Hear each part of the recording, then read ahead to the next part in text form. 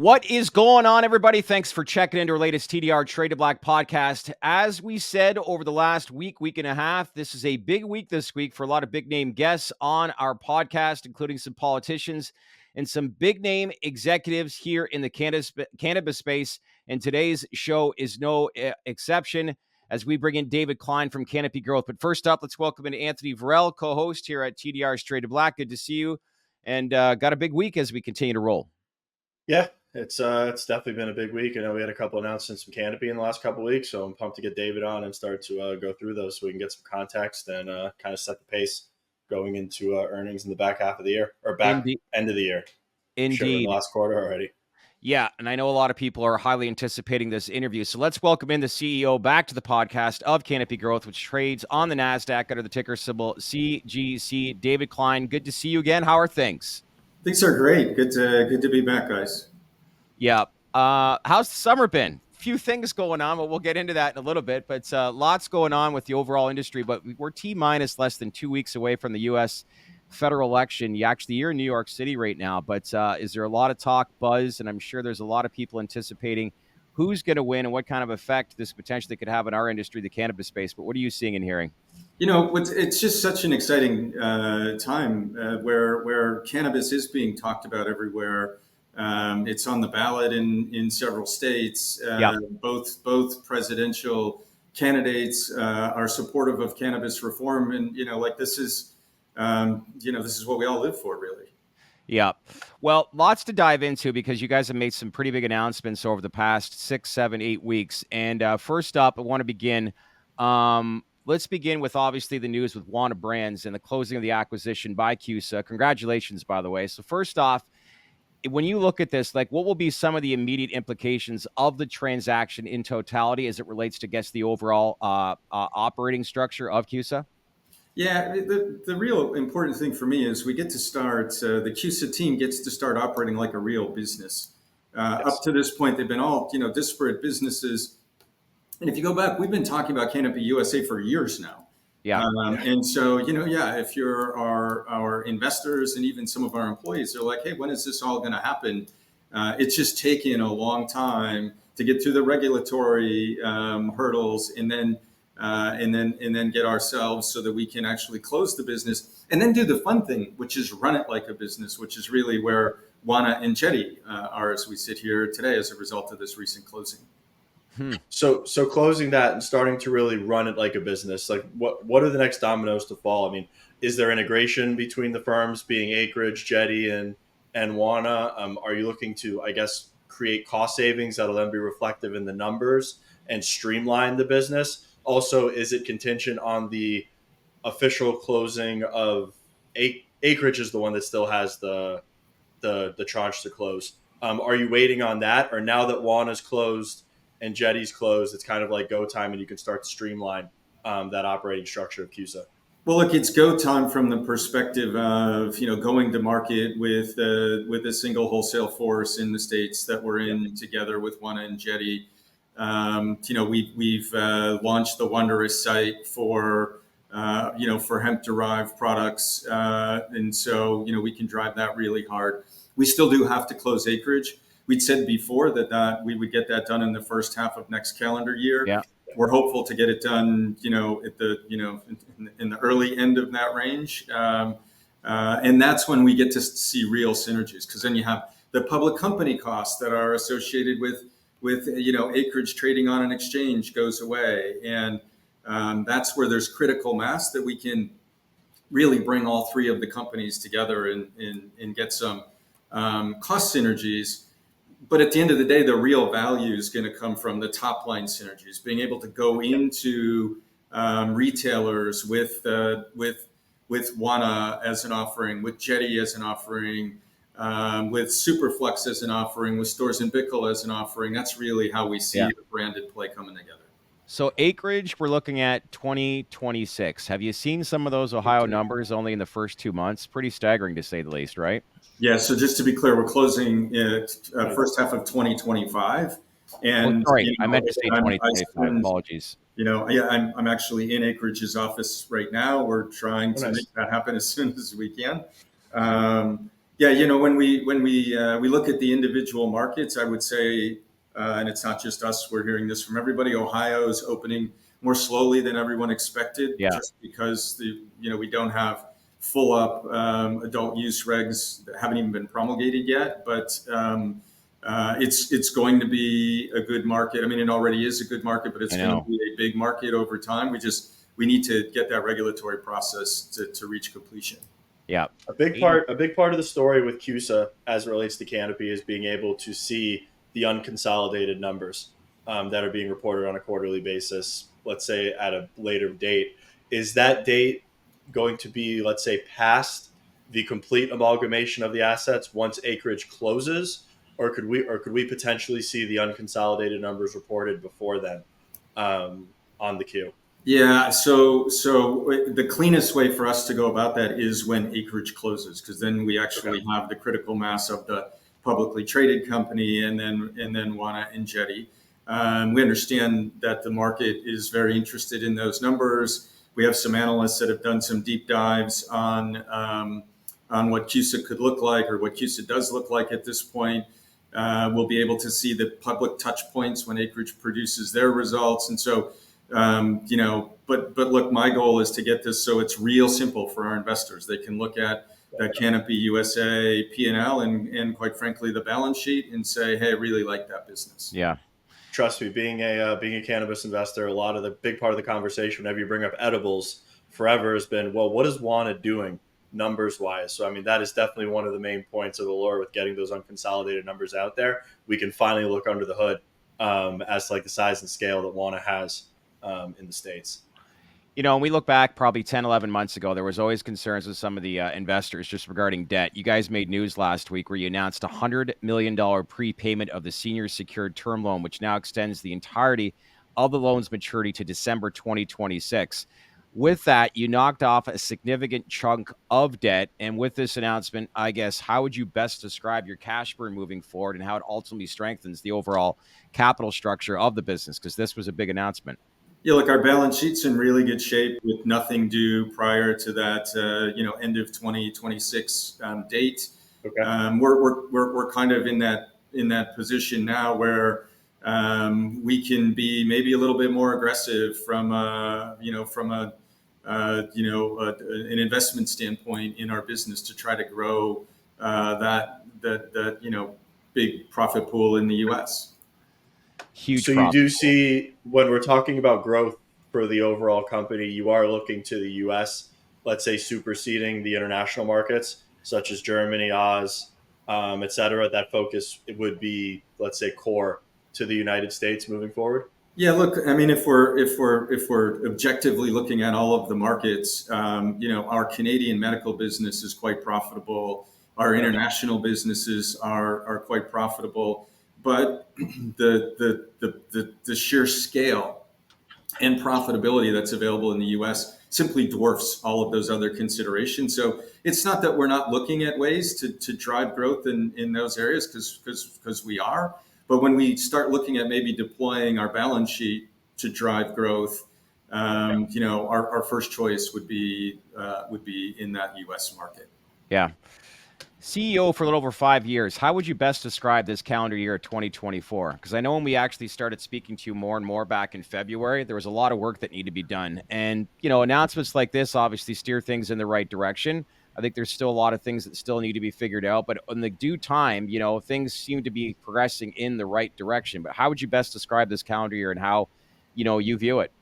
Yeah, look, this was an execution year. A couple of years ago, we came up with the Canopy USA idea, and then we had to we were restructuring our business in Canada so that we could be profitable in the Canadian market, and we were dealing with regulatory issues in the U.S. to get CUSA off the ground, and we were actually in the developmental phase for the Venty vaporizer. Now, all of that's behind us, and now we can execute in each of the markets we're in, and it feels like a real business now. And I think in general, that's just incredibly exciting, because now it really is about day in and day out execution where we can drive the results that we're looking for, both top line and bottom line. Yeah. Speaking of the Venty, by the way, I mean, not to get too off base, but anecdotally, that thing is a tank. I have left it on my balcony 3 times now, and it's gotten torrentially downpoured on for hours. Not a single drop of water is in that case. Not a single drop of water made it into the chamber, and that thing still works like a charm. So whatever they're doing with those things, German, that is a bulletproof device. German engineering. You guys really have to go Yeah. see the vapor factory, as they call it, in Germany. It's super impressive. And by the way, if you haven't done it, you should upgrade your software so it's available online, and they keep adding Okay. features and performance improvements through upgraded software. So if you haven't done that, make I've sure not you done get that. that done. I've not done that, but I will. But yeah, I thought I just poked that in when you said Venti. I mean, that thing is literally sat through tropical storms out on my balcony, just getting poured on, and it is 100% intact, working fantastic.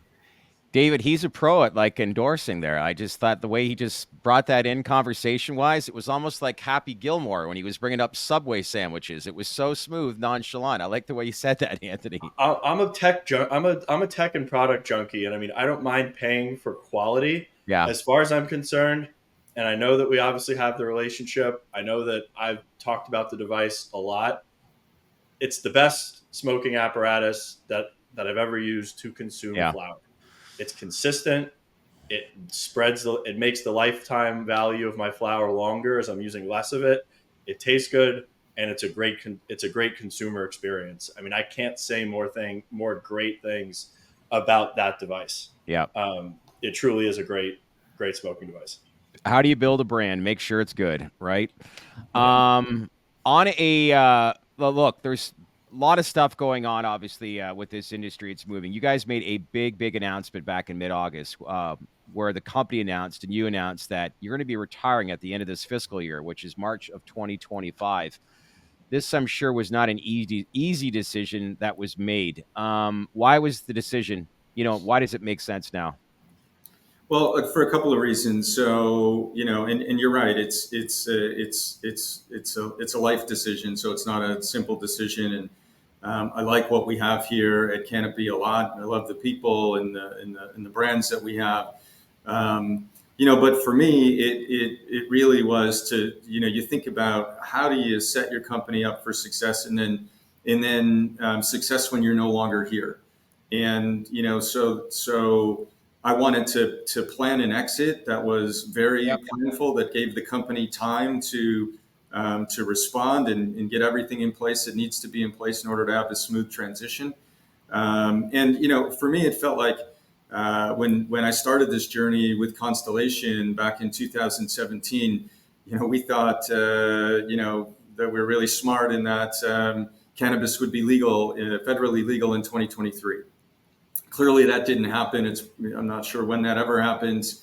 But I think where we are as a company is, I just said we feel like an executing business now. It feels like a normal business. It wasn't that for the last several years, and it's not just Canopy. I think that's the entire industry. But now we have a business that's working well, and it seems like the next phase is really building Canopy USA and continuing to expand our medical business and our international businesses. It just felt like this was a good time. If I'm not going to sign up for another 5 years, this is the right time to step aside. And luckily, my board was interested in having a dialogue as to how we make a very smooth transition, and I think so far we're doing that.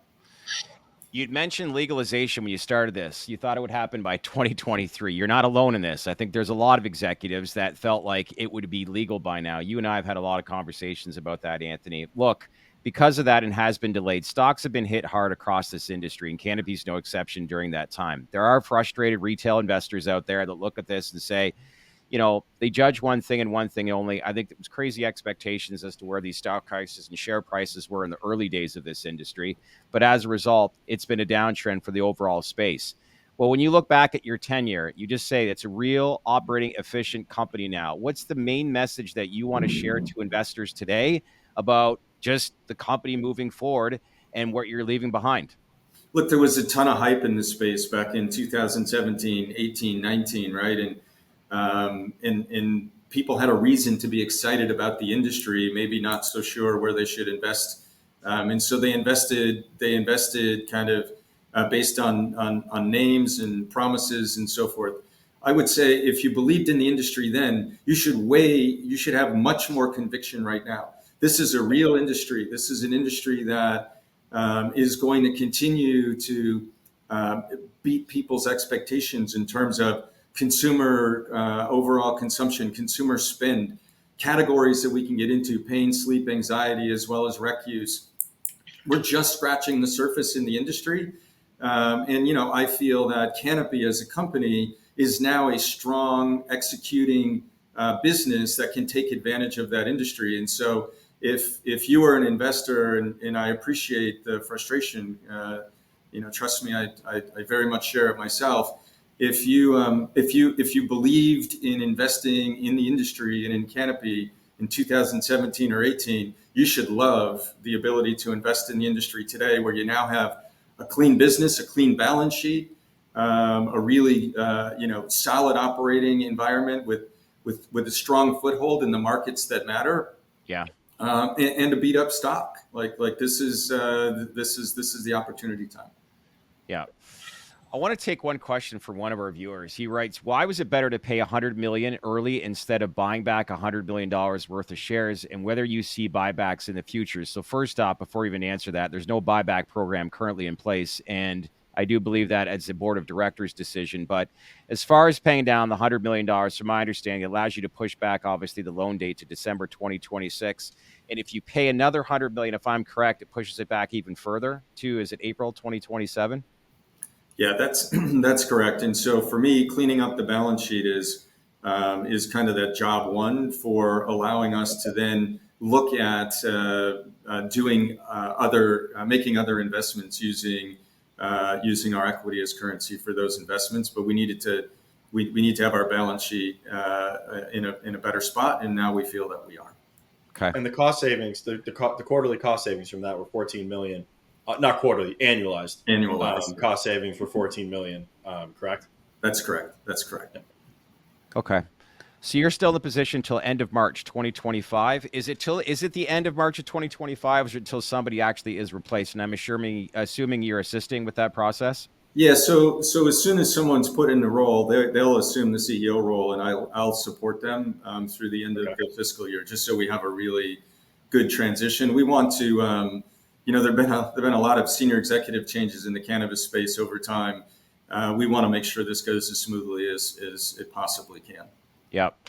Well, with the last week's announcement, along with the closing acquisition, obviously, of Wana Brands, it's all about the U.S. market, and I think you've communicated that pretty much over this past, 8-9 months that we've been having steady conversations with you. But all eyes will be on this U.S. election coming up in 2 weeks, and lots at play here. But it's great to see that actually both candidates are talking about cannabis. Whether they back that up and follow through, we've been down this road before.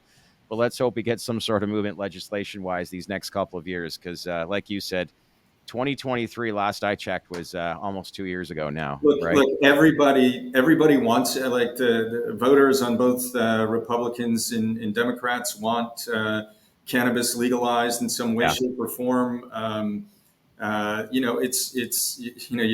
You see people consuming hemp-derived products. You see people walking in and out of dispensaries in New York. Like, this is a real business. This is a real industry, and it's unfair to consumers to make them still feel like they're doing something criminal if they If you carry weed in your backpack on an airplane and you feel like bad stuff can happen to you. Look, we live in the United States of America. There's cannabis everywhere. It makes no sense to have these archaic rules. Yeah. So last time I flew, actually, I brought the hemp derived gummies in my bag in the actual package, which I think is probably the first time I've flown with a cannabis product in its traditional package. And I just wanted TSA to say something just so I could see how they would react. Because all I wanted to say was, look, it's Delta 9, Farm Bill compliant. This is a legal cannabis product on a federal level. There's nothing you can do about this. Didn't happen. I think they scanned it. It went through and passed muster, and that was that. But I mean, I was thinking to myself too, when are they going to start selling hemp-derived products in airports? I've always wondered when there's going to be a dispenser in an airport. That's a brilliant idea, by the way. Way away. Yeah. So hemp-derived products in kiosks in airports would be an absolute gold mine. Yeah. Because that's all people want when they're on a plane. Totally. Like, people drink because they get flight anxiety. I'm a pretty firm believer that a cannabis product is way better for taking that edge off if you've got flight anxiety For sure. versus liquor. And to me, that's just a complete gold mine that's waiting there for somebody to take. I'm sure the regulations are stiff to get that product into an airport, but someone's got to do it at some point in time. I'm taking notes right here, and on that. Trust me. Yeah. David, listen, always appreciate you catching up with us. And I think there's a lot of investors out there that really want to get an idea as to what's the next thing as far as the succession plan. And appreciate obviously you outlining what your role is going to be between now and the end of March. Had some decent announcements, but I also think thank you for obviously addressing the just concerns that people have on how the share prices perform, not only for Canopy, but across the industry, but where this company is positioned today and things that you feel have solidified the immediate short-term and long-term future of the company. So appreciate the update and enjoy your meetings in New York. And most importantly, let's keep in touch. All right. Take care, guys. Thanks for having me. All right. Thank you. Thanks, David.